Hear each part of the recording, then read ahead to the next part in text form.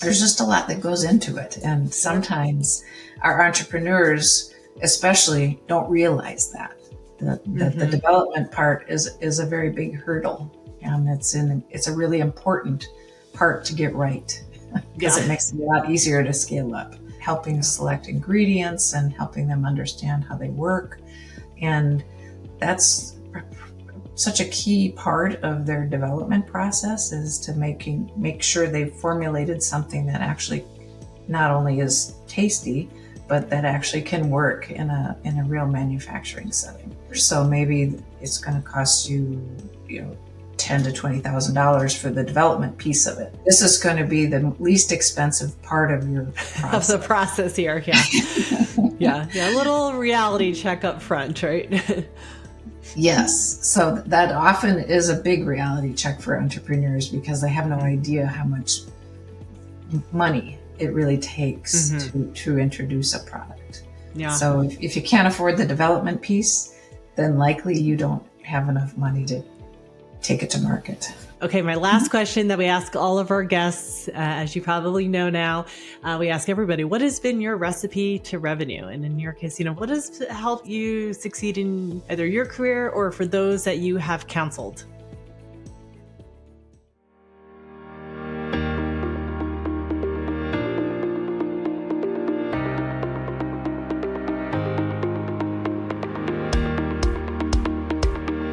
Welcome back to Recipe to Revenue. I am here today with KJ Burrington from the American Dairy Products Institute. She is the VP of Technical Development there. KJ, I'm so excited to have you join me today. We had talked a couple of weeks ago and we were talking about new brands coming to your organization, coming to you to get advice and expertise about how to launch their brand. And I just thought it was so interesting to hear your experience in that space. We have a lot of emerging brands that listen to our podcast to get advice. And as you know, we bring in different people from different areas of expertise. So really excited to hear your perspective and for people to learn about what you have done in your career and what you do at ADPI. So thank you for joining us today. Yeah, thank you for having me.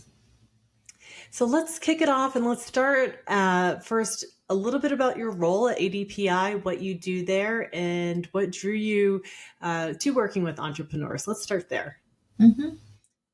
So ADPI, first of all, is a member-based organization, and most of the members are, of course, working in the dairy space. Many of them are dairy processors, and many of them are dairy adjacent type companies which sell equipment or other supplies to the dairy industry. My role at ADPI is very much of a technical role, so I support members, especially when it comes to understanding functionality and the applications for the dairy ingredients that they make.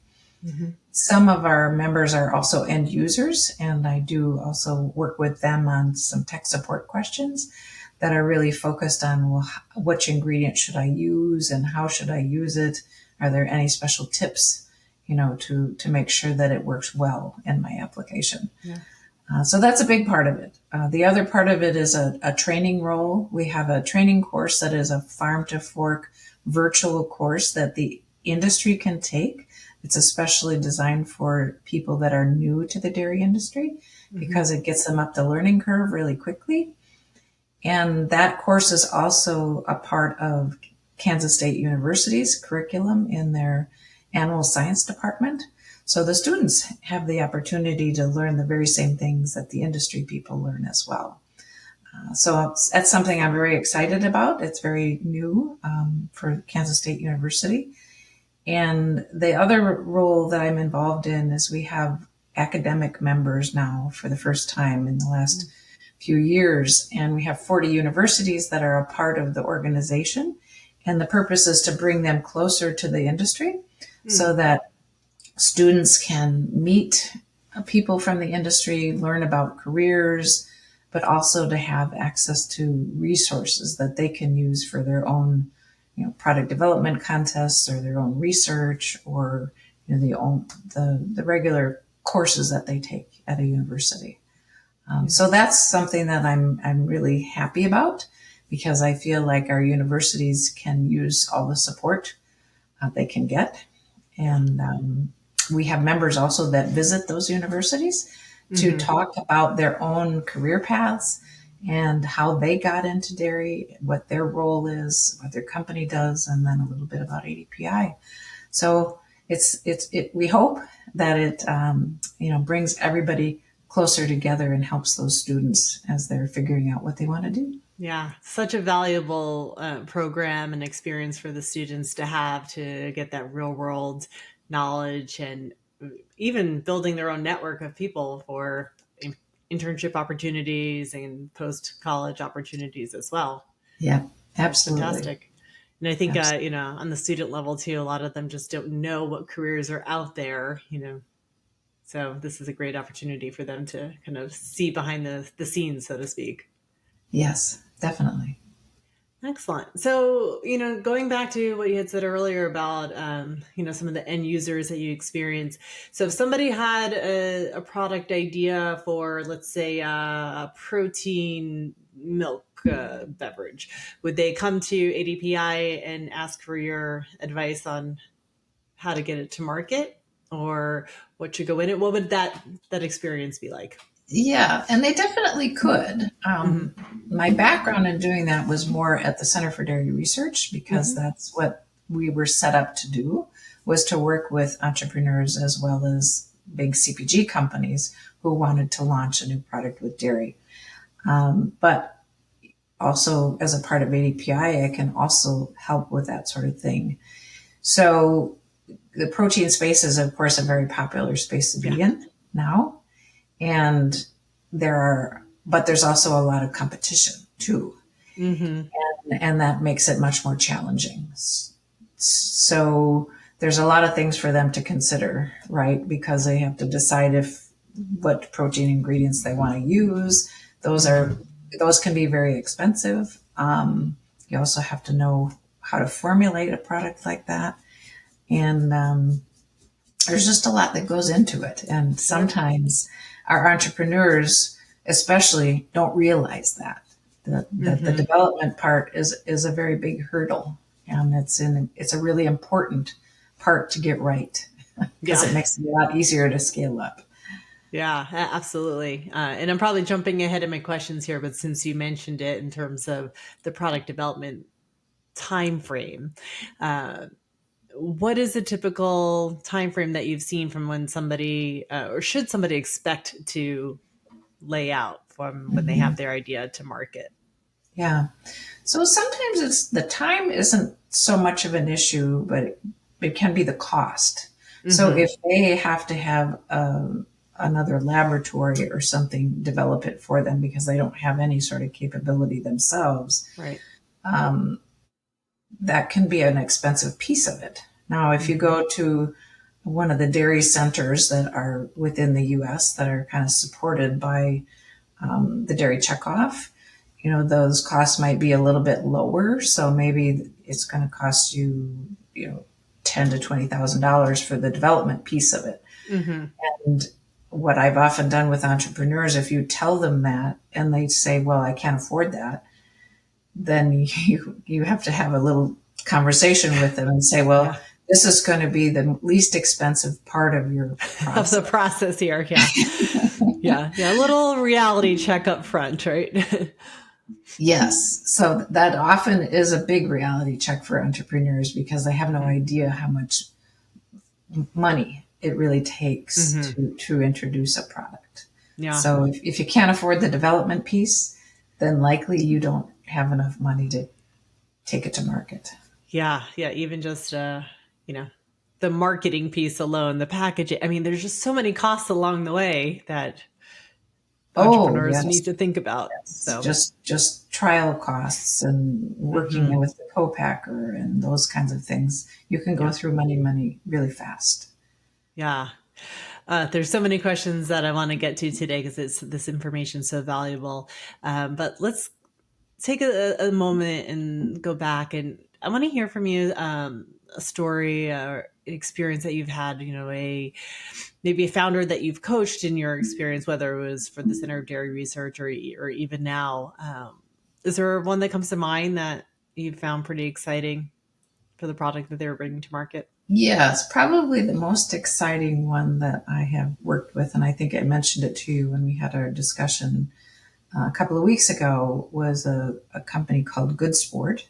Hmm. And this entrepreneur is an attorney by trade. So Hmm. for her, entering into a product and introducing a product was, of course, completely different from what Sure. the training in her background was. So being an attorney can be handy for many things, but Yeah. introducing a food product is a whole different Right. idea in itself. So she had an idea to develop a sports drink from milk. So Hmm. it's essentially taking milk into a whole new category, the hydration space, Yeah. which milk has never really been in, even though milk has had some studies, and this was a number of years ago, probably Hmm. 15 years ago, that really showed its ability to hydrate. So drinking milk actually is Hmm. more hydrating than drinking water. Yeah. It's not the But first thing you would think of, if you're considering a Gatorade or a water, or, no, various other beverages, if you're out no. there So getting that's the sporty. problem is most people Yeah. don't think of drinking a glass of milk for hydration. Yeah. Yeah. And it's not necessarily a refreshing drink. So Hmm. it's a great idea. But when, and the CEO and owner of Good Sport is Michelle McBride, when she came to visit me and she said, I have this idea. I want to make this sports drink from skim milk. Yeah. I thought the same thing. I thought, well, nobody really wants to drink skim milk for hydration, Yeah, no you matter think of if you being on make like it a really hot soccer tasty. field and that bottle sitting there kind of warming up, got to bring your Yes, cooler, I'm sure. yes, yes. So when she came to visit and told me about it, I thought, no, that's not how you want to do this. Yeah. Um, and one of the things in what she ended up doing was that when we make high protein ingredients like milk protein concentrate and Hmm. milk protein isolate, when we ultrafilter milk, there's a part of it that doesn't really get used. And so you take the protein stream, and then the other stream is actually contains a lot of lactose and a lot of minerals. All Hmm. the minerals that you find in milk normally, not Hmm. in the same levels, but most of them are all there. So, but it's very clear and it tastes very clean.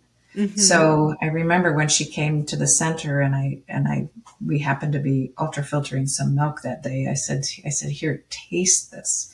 I said, this is what I think you should use for the Mm. base of your drink. And she tasted it and went, oh, this is it.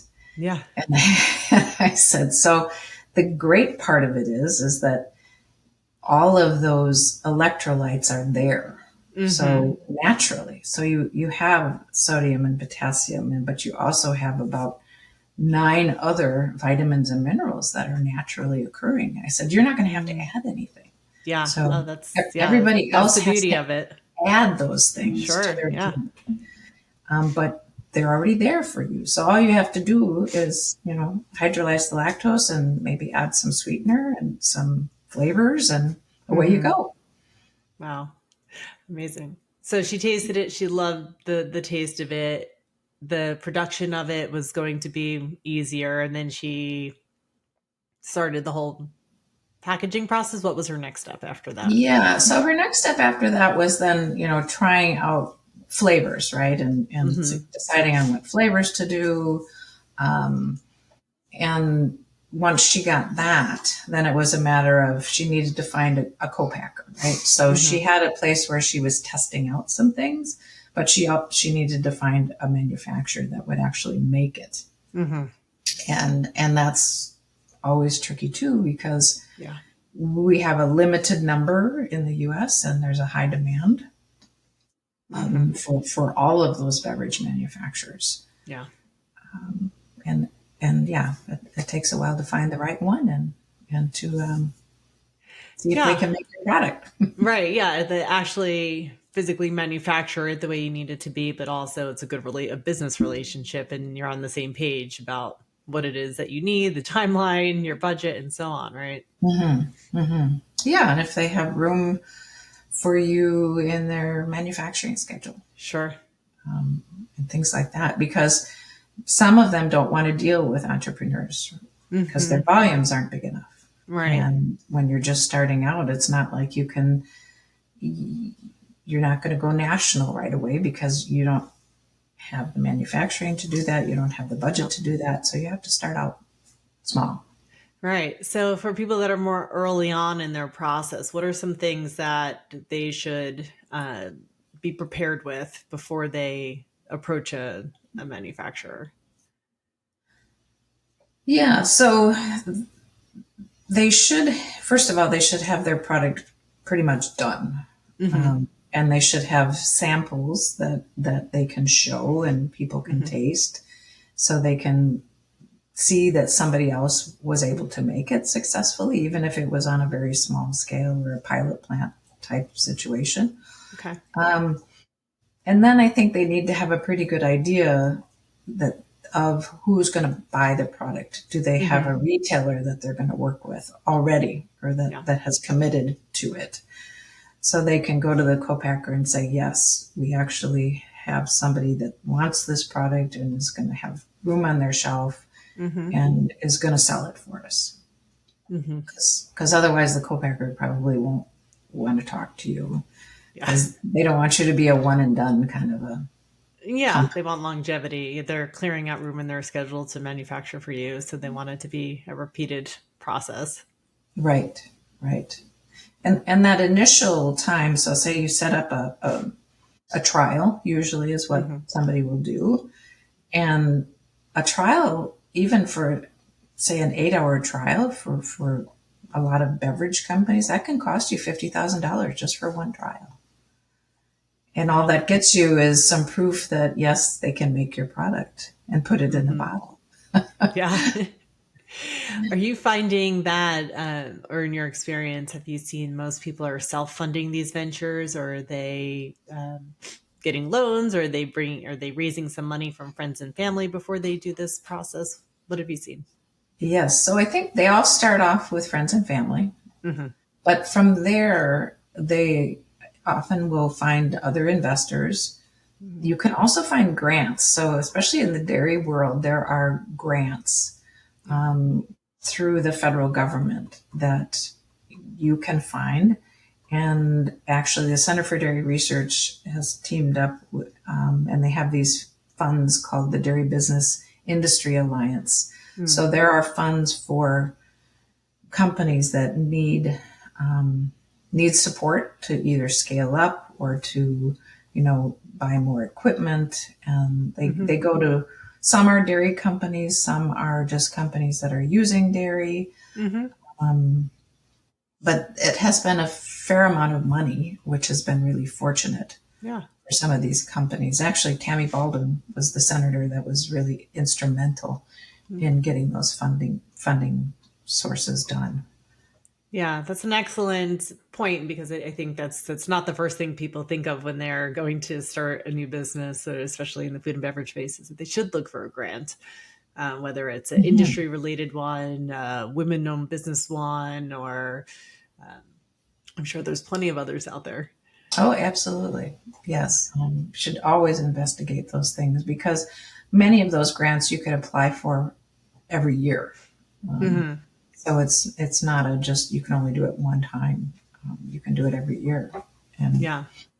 So, would you recommend for those listening they go to associations or programs like that first? Because I know some universities too will either they may not be offering the grants, but they kind of pull together emails of here's the available grants. Is there any places you can point people to?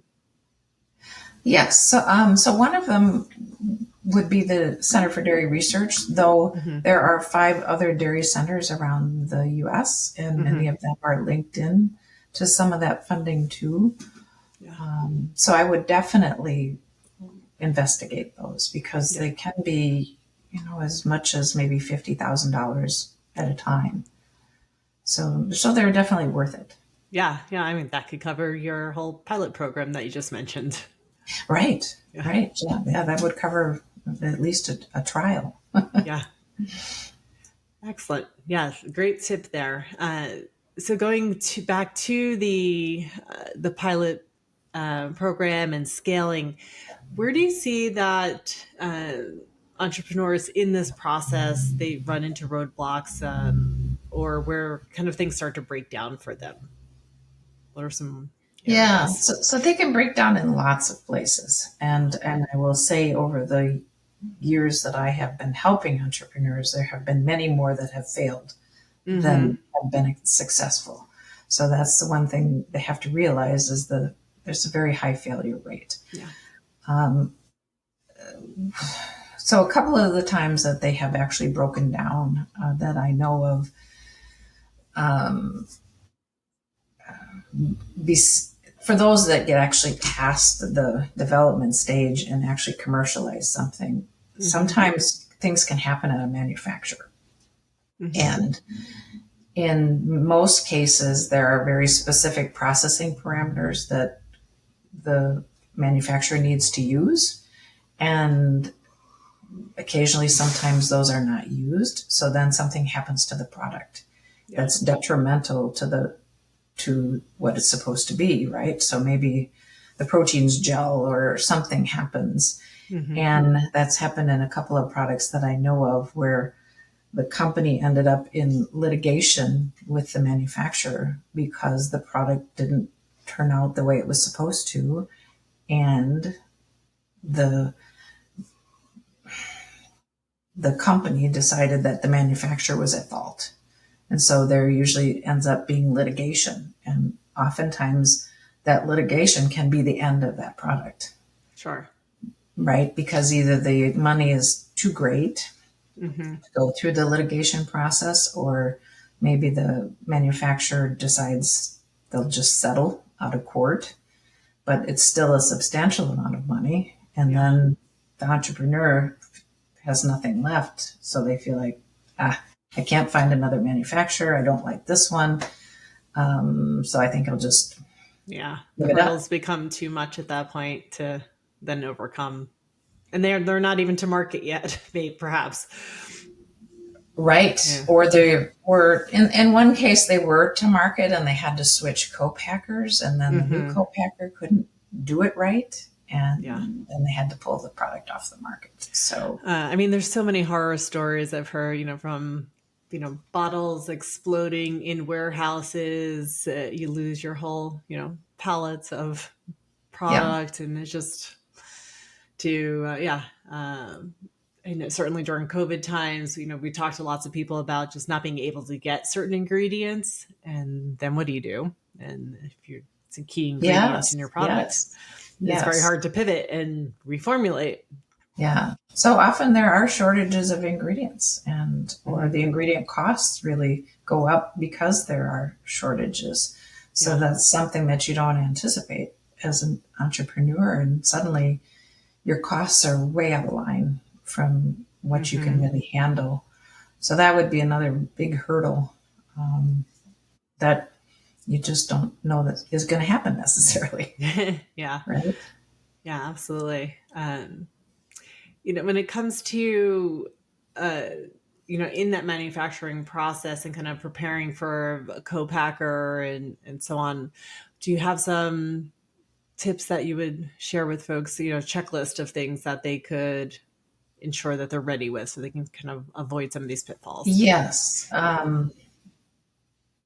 So one of the things is most co-packers will tell you the types of products that they're used to running, right? Mm-hmm. So if they have a long track record of running products that are similar to yours, that's probably the best scenario. And they have a good, strong technical team there Mm-hmm. that can help you. Because if you're on your own and you don't really have your own technical people, if something comes up in a production run, Yeah. you may not know how to handle it. So you really need a co-manufacturer that has strong people that can navigate the Yeah. issues that come up. Um, so I would say some of the newer co-packers, again, there's some newer ones out there. If you want to be the one to break them in, Sure. you have to Take the risk. decide that. Yeah. And sometimes I think that can work because If they're newer, maybe they are going to be more interested in working Mm-hmm. with you Mm-hmm. and trying to work things out because they also want to establish themselves. Sure. But it can be a tough process for both of you then Yeah. if you're figuring it out together. Right. Exactly. Yeah. There's pros and cons to that for sure. I've heard arguments for both sides of this one. How important do you feel it is to be geographically close to your co-packer? Oh, probably not as important as you might think. Mm-hmm. Most of the time, if you're an entrepreneur, they're not going to be running your product every day. Mm-hmm. You're going to be doing runs, maybe a couple of runs this month and a couple of runs next month. It's Yeah. not going to be every day because you won't be selling that much. Mm-hmm. So most of the time, if you can get on a plane and get there, Mm-hmm. um, then you're probably fine. Yeah. It's really up to the entrepreneur, I guess, how comfortable they feel with having a co-packer that might be a plane right away. Yeah. And would you recommend people visit at least once in person before they establish the relationship they're going to move forward with the co-packer? Oh, definitely. Yeah. They need to see the facility and they need to meet the people and Mm-hmm. get a feel for how focused on quality they are, Mm-hmm. what the co-packer looks like in terms of cleanliness and how attentive to detail they are. Because that first visit can tell you a lot about Mm-hmm. the type of co-packer they are. Yeah. Yeah, absolutely. Yes, it's a very easy to kind of sell things through website and email and conversation, but seeing it with your own eyes and seeing if it lives up to your standards is different. Right, right. And some facilities again are older, so Mm-hmm. they also sometimes don't look as good. Mm-hmm. Yeah. It doesn't mean they can't make the product, but yeah, being there in person and seeing it in person is pretty important. Yeah. Another complicated area is with labeling and making sure that that is accurate. And of course, then that starts to marry the branding and design of the product because it's going on the physical product. Uh, for dairy products or dairy derived products, what are some frequent mistakes maybe that you've seen, whether it's claims based or allergen based? What are some Mhm. things people should be aware of there? Well, fortunately, allergens people are pretty cautious about now. Yeah. Ever since FSMA, so we don't find as often that they forget to label Yeah. allergens, Hmm. and because most co-packers are going to be very conscious of that too, from Sure. a sanitary standpoint. We don't see that so much. What we do find, and actually this is kind of an expertise of ADPI, is sort of the labeling of ingredients. Hmm. So many ingredients have standards of identity, so you have to label them a certain way in the US, but Yeah. some of our dairy ingredients don't have a standard of identity. So you have a little bit more flexibility. Hmm. Permeate, which I talked about earlier, which is the co-product of a ultrafiltration of milk permeate and whey permeate both have some flexibility in labeling. There is not one Hmm. name that you absolutely have to use. Yeah. So you can with some ingredients be a little bit flexible on what you're calling them. Hmm. So if people have questions in terms of how to label, they can, or what to say on the label, they can contact ADPI for Yeah. advice on that. Hmm. Excellent. That's Awesome. one Good to of the know. things that we work on. Yeah. Fantastic.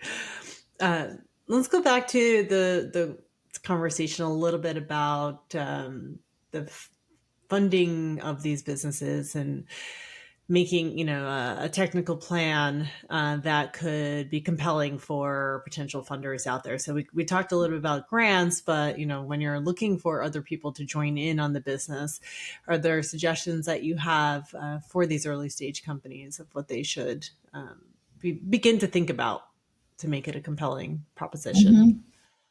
Yeah, so I guess it depends on what kind of market you're in. Hmm.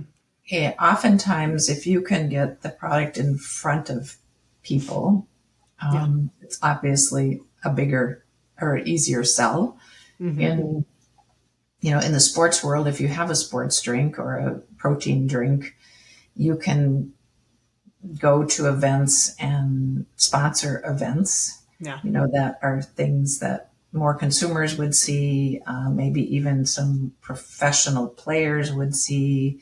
So I know many entrepreneurs kind of use, friends of friends. Like, do you know Hmm. somebody that's Sure. famous? Yeah. Can I show them my product? And occasionally, if you're lucky, some of those athletes or whoever your target market is, maybe they'll find you because Hmm. somehow they hear through the grapevine, that you have something different. Yeah.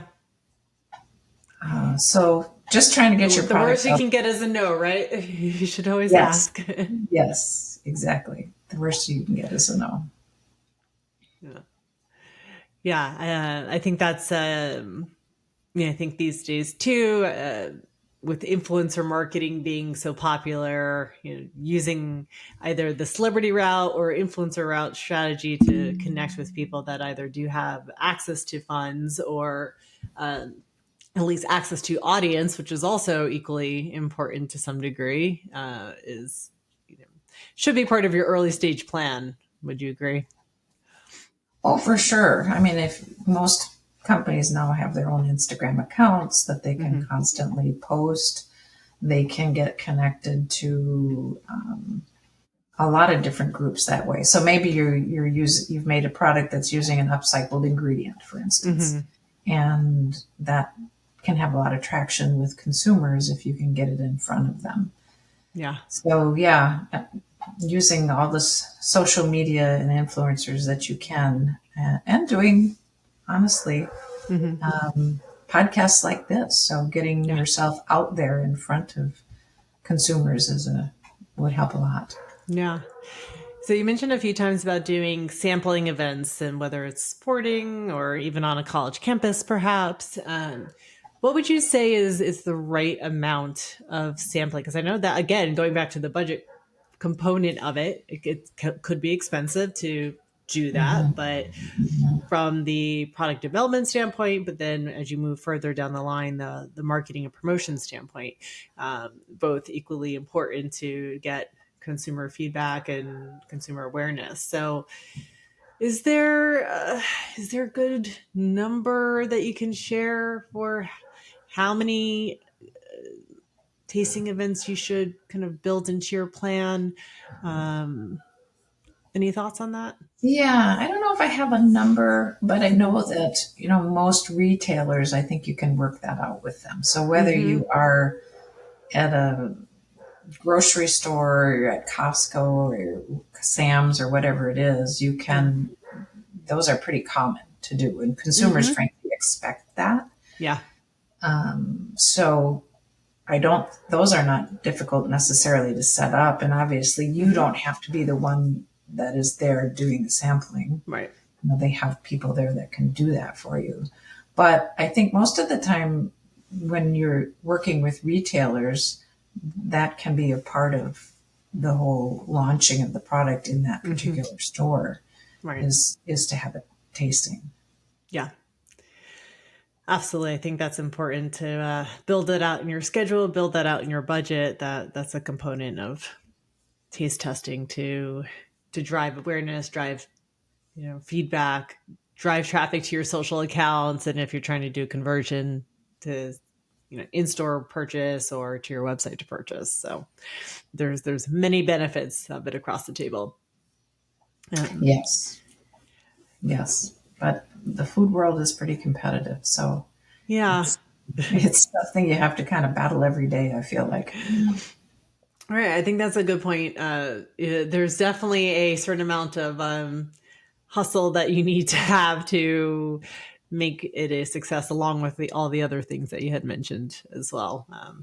So, Yes, yes. For new entrepreneurs, it's one of those things that I always tell them, well, don't quit your day job just yet, mm-hmm, because I think you're going to have to do it in evenings and weekends and when you can to kind of get it started. Most entrepreneurs don't have the luxury of just quitting their job and just starting Right. with nothing. I I think you need to make sure that financially you're going to be okay Mm-hmm. and before you quit your day job.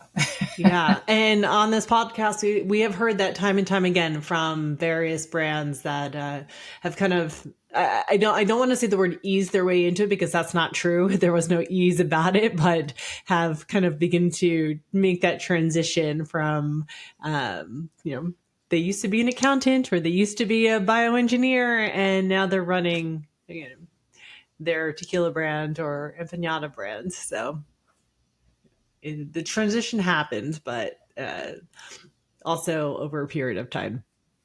Yeah. Yes, and I'm sure that they worked, every spare moment that they had Yes. on it. And then even when they did quit their day job, it's a 24/7 kind of a Yeah. job. Absolutely. No, it really is. I've definitely have heard that from those on the financing side of this as well. Of that's what it takes to be successful in this space too. So it Mm-hmm. becomes your life. Mm-hmm. Okay, I have a couple more questions for you before we wrap up today. And this is a great segue to my next question. And it's about the team that you should have involved because, you at the end of the day, you are only one person. You can only be at so many tasting events in a weekend. Uh, who do you recommend that you surround yourself with to make this a success? Mm-hmm. So especially if you don't have the expertise on the technical side or the product Mm-hmm. development side, you do need somebody there, even if they're not full time. In my case, I worked at the Center for Dairy Research, so once we kind of got them through to the point, I was still kind of on call, you know, Mm-hmm. when things came up, Yeah. and still went to the first trial and the first production. So you need somebody that can at least do some part time work Mm-hmm. for you, even though, because at that point you still won't be able to hire somebody full time. I think Yeah. it takes a very long time to be able to do that. So that's a pretty important. Sales is also pretty important. You Mm-hmm. really need somebody that can be out there talking to retailers and trying to Yeah. get your product in their store Mm-hmm. because you're not going to have time to do all of that. Right. And then ideally somebody that can also handle the social media and the communications Mm-hmm. and the getting you in front of people that want to do podcasts or people that write Mm-hmm. articles about you in some of the trade magazines or consumer magazines or whatever it might be. Mm-hmm. That's pretty important too. Yeah. Probably those to start off with would be probably the Yeah. minimum that you'd need. Yeah. Excellent advice. Yeah. And you probably do need that attorney to help you with your trademarks and business Oh yeah, formation and all that you that. can hire out. Yeah. Yeah. Yeah, that you can just hire, just like accounting you can hire and Sure. things like that. They don't have Bring to them be in full time for the people. specific need. So, um, Hmm. looking at the dairy industry specifically, are any interesting innovations or trends that you want to share with us about what's happening there? Yeah, so dairy proteins especially are very popular now just Mm-hmm. because of this increase in focus on weight management and people that are Mm-hmm. using GLP-1 Mm-hmm. drugs. That has just escalated demand for dairy proteins Mm. we've never Interesting. seen before. Yeah. And we don't think that will change. I think it will keep increasing Yeah. That and makes sense. for sure into next year. But the nice part of that is that it's, even though we've had a focus on protein for probably 20 years, it's not really Mm-hmm. anything new. Right. What it is helping us with is changing the focus to maybe protein quality Mm. Mm-hmm. instead of quantity. And I Yeah. know that it's something that we focus on. It's something, we're trying to get to the consumer to help them understand that there's lots of proteins out there. We Mm-hmm. know that plant proteins have been around now for probably 10 years at least. Sure. But not all proteins are created equal. So Mm-hmm. especially for those that are dieting, the protein quality is really important because their appetite is much lower than it usually Mm-hmm. is. And when they're losing weight, they're losing a lot of muscle in the Mm-hmm. process. So having some really nutrient dense foods and high quality proteins are pretty important to help Yeah. you maintain that muscle while you're losing weight. Yes, excellent insight into that. And I'm sure that's going to continue to be around for a while. There's so much diversity in protein right now. So having the Mm-hmm. facts about what is actually helpful for your own, biology, what you're going through if you're taking a GLP-1 um, or if you're vegetarian or what have you. So very interesting. Thank you for that one. Okay, my last question that we ask all of our guests, as you probably know now, we ask everybody, what has been your recipe to revenue? And in your case, what has helped you succeed in either your career or for those that you have counseled in this space? Yes. So I think for me, it has helped me a lot to have all the hands on experience that I had Mm-hmm. at the Center for Dairy Research because I know what works and what doesn't work. And Mm-hmm. it's much easier for me to advise people when they're trying to develop a new product and helping Yeah. select ingredients and helping them understand how they work. And that's such a key part of their development process is to make sure they've formulated something that actually not only is tasty, but Yeah. that actually can work in a real manufacturing setting. Yeah. And so that's kind of been my recipe Mm-hmm. and is in helping advise other people who are Yeah. trying to get there. There is no substitute for experience. So, Right. And knowing the science behind it, why yeah. things do what they do. Right. Yes. Yes. That's also pretty critical. Okay, Jay, Yeah. thank you so much. This has just been so helpful. I know that there's so many components of what you spoke about today that people will find helpful in their journeys to launching their brands and scaling them up. I appreciate your time and your expertise Mhm. sharing it with everybody on Recipe to Revenue. So for those listening, feel free to check out ADPI online on LinkedIn, their website. KJ is on LinkedIn as well if you'd like to connect with her. And we'll share those links in the description and our blog post that goes along with each episode. But again, thank you so much for joining us today. Yeah. And thank you so much for the opportunity. I've enjoyed it. Great, excellent. Well, we'll talk soon. Thank you. Bye. Bye bye.